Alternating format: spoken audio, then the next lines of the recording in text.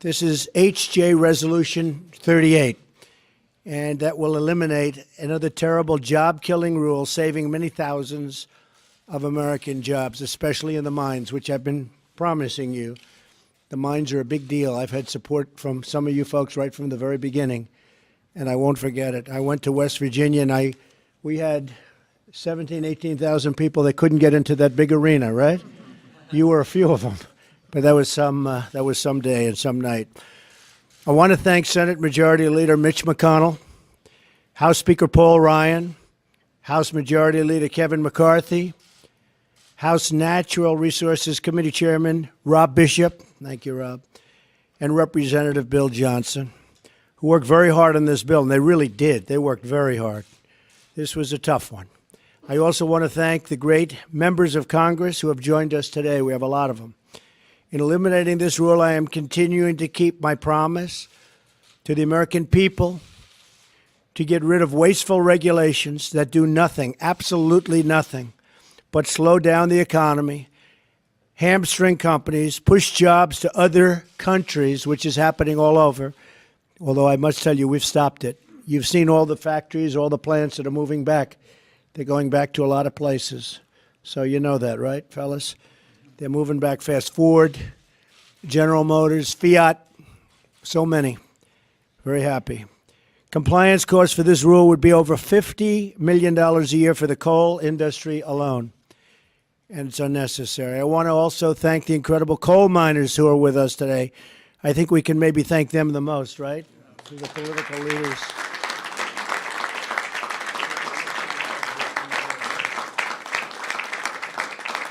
You folks have put up with a lot. And, you know, in other countries, they love their coal. Over here, we haven't treated it with the respect it deserves. Even for defense, having that coal is a very important thing for us. So I want to thank you all. This rule we're eliminating is a major threat to your jobs, and we're going to get rid of that threat immediately. We're going to fight for you like I promised I would in the campaign. And you were very good to me, and I'm going to be even better to you. I promise you that. And we're going to fight for also low energy prices for all Americans. There's a spirit of optimism rising across the country. It's going to continue to grow as we sign more and more bills. We're going to make our nation more than competitive, not just competitive. We're going to be more than competitive. And we are going to win at many, many industries. We're already starting back with the automobile industry. We had the airline industry in the other day. They have rules and regulations that by the time they get through it, it's nothing left. And they have to get rid of a lot of jobs. We had a great meeting, actually. We had the unions in. We had the workers in. We had a lot of people in. They're all very excited about what's happening. And I haven't looked yet at the stock market, but it's been going up at record clips. We have a tremendous streak going on, and that's only because of the optimism. They feel the optimism, and that optimism is creating a lot of jobs. So it's an honor to have everybody with us, and in particular the miners. We appreciate everything you've done, fellas. Thank you very much. Would anybody like to say a few words? How about one of the miners saying a few words? I hear these guys all the time. I hear Rand all the time. Come on. Who'd like to? Come on, Mike. President Trump, we thank you very much for everything you've done for us. Everything that you're doing for our industry is very much needed. I've been mining in this industry for 40 years, and this is a very exciting time for our industry. Thank you very much. Thank you very much. Tell them where you're from, Mike. I'm from Morgantown, West Virginia, but I work at the Marion County Coal Company. How did I do in that area? Oh, you did great. Good. Say something.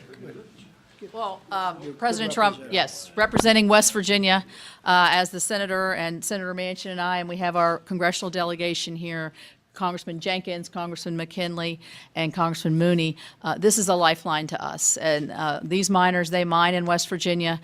It's a source of pride for us as a state that we've been able to power this country, that we've had the opportunity to provide the energy to this country.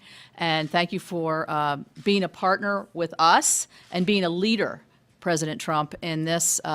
We believe in this, and we believe in your commitment to making sure American miners get back to work. Thank you. Thank you. Your answer is Kentucky,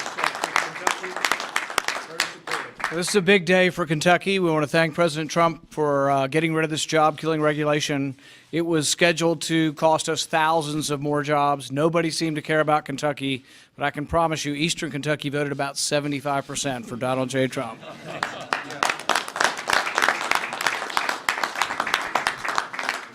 Let me just say something very quickly. There's not a miner here that's not an environmentalist. So when people say that we don't want to do the right thing, there's a balance between the environment and economy. These miners will be the first ones to tell you. They're out in the woods, they're hunting, they're fishing, they're doing everything possible. All they want is the respect that basically they've given us the country we have because of the hard work them and their fathers and grandfathers and all of their family has done. So I'm so proud. These are all West Virginians too. Makes it even prouder for all of us. So thank you. God bless you. Well, Mr. President, you know that the last 8 years brought a depression to Eastern Kentucky. And our folks are so excited to have a pro-coal president, and we thank you so much for being on our side.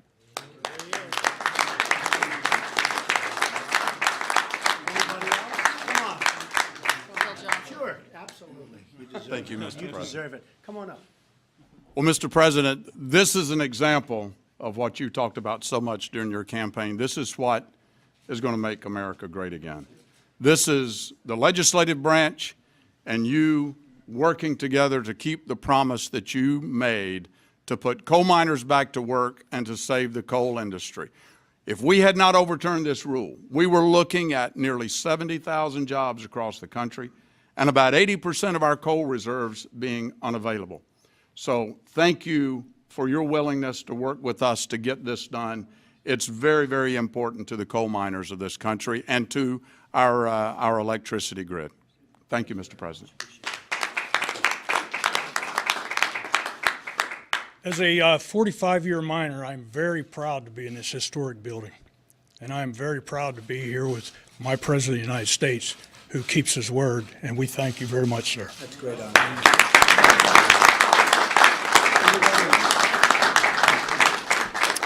So I want to thank everybody and tell your friends back in West Virginia and Kentucky and all the other places where we worked, Wyoming, North Dakota, Ohio. You're right about that. They have been fantastic. Everybody's been great. And we appreciate it very much. Special people, special workers, we're bringing it back and we're bringing it back fast. We didn't have to wait a long period of time. It's been very few days since I've been here, and I think this is long ahead of schedule, right? Wouldn't you say? Even you might say this is about 4 years faster than they thought would have happened. So it's my honor, and fellas, go back to work, all right? I think we'll take them into the Oval Office, right? Let's take them into the Oval Office. Let's have a little tour, okay? They've probably been there many times before. Come on, come with me. Good. Thank you, everybody. Thank you very much. Oh. I thought I could have gotten away with it. No, that's the important part.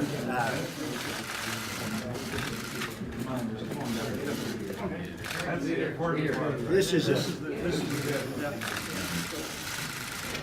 What I could have gotten away with that. No, this is what we keep for. You better believe it.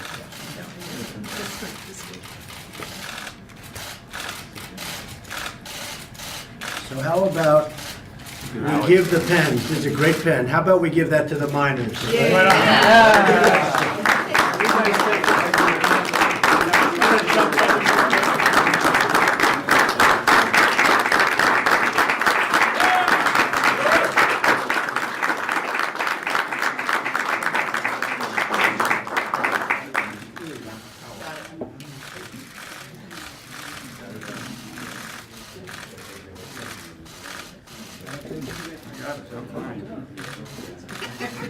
Come on, honey. Even though she's sort of a Democrat.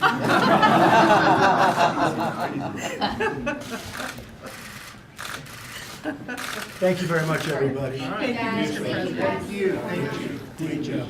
Sorry.